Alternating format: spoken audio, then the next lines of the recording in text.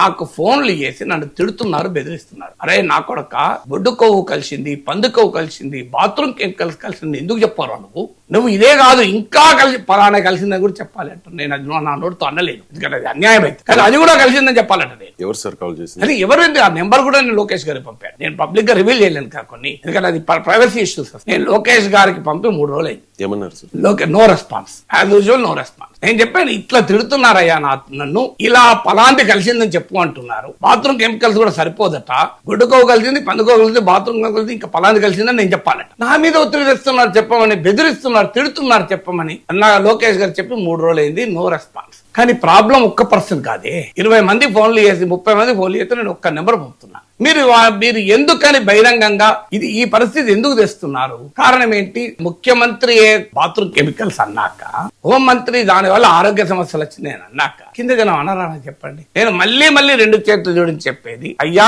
మీరు నన్ను తిట్టినా, కొట్టినా, చంపుతామని బెదిరించిన నేను మాత్రం అనను. దేవుని ప్రసాదంలో ఏ ఆధారము ప్రూఫ్ లేకుండా గొడ్డుకోవు కలిసింది, పందికోవు కలిసింది, బాత్రూమ్ కెమికల్స్ కలిసినాయని మీరు అనే భాష నేను వాడను.